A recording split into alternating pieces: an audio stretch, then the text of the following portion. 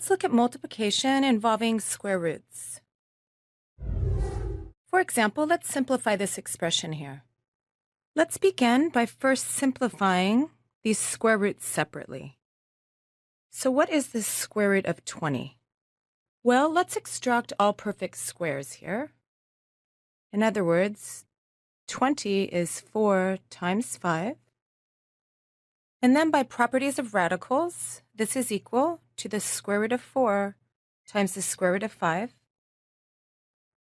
which is equal to 2 times the square root of 5. And what about the square root of 80? This is equal to the square root of 16 times 5, which is equal to, again, by properties of radicals, square root of 16 times square root of 5, or 4 times square root of 5.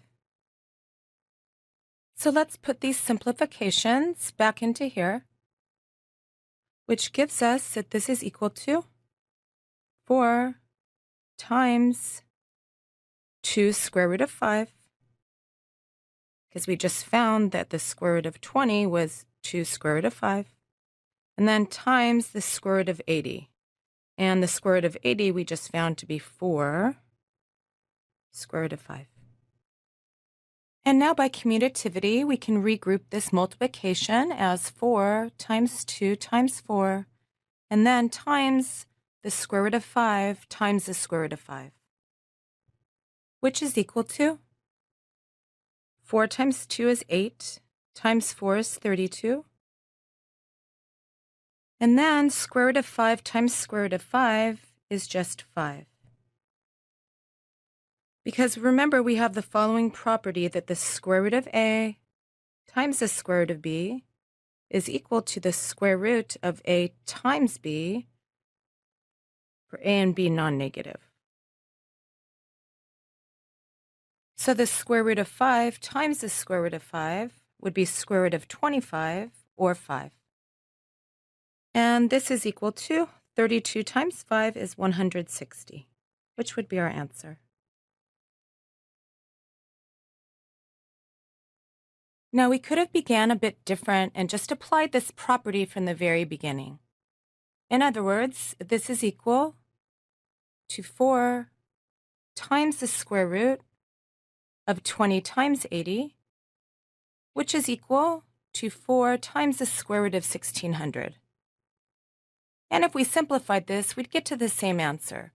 But 1600 is a pretty big number, so we decided to simplify the smaller radicals first. All right, let's look at another example. Let's simplify this. What we'll do is we'll begin by foiling. That is, this is equal to 5 square root of 3 times 3 square root of 3 plus 5 square root of 3 times negative 2 square root of 2 plus 4 square root of 2 times 3 square root of 3, and finally plus 4 square root of 2 times negative 2 square root of 2, which is equal to 5 times 3 is 15, and then times the square root of 3 times 3 are 9, minus 10 times the square root of 6 plus 12 times the square root of 6, and minus 8 times the square root of 4, which is equal to 15 times 3, the square root of 9 is 3, and then minus 10 square root 6 plus 12 square root 6, minus 8 times the square root of 4, which is 2. Which gives us 45 minus 10 square root of 6 plus 12 square root 6 minus 16. And now we'll combine these numbers here, as well as the terms with the square root of 6 in them,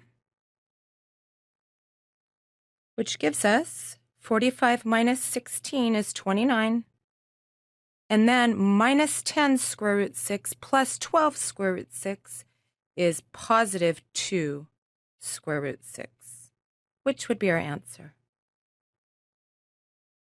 And this is how we work with multiplication involving square roots. Thank you, and we'll see you next time.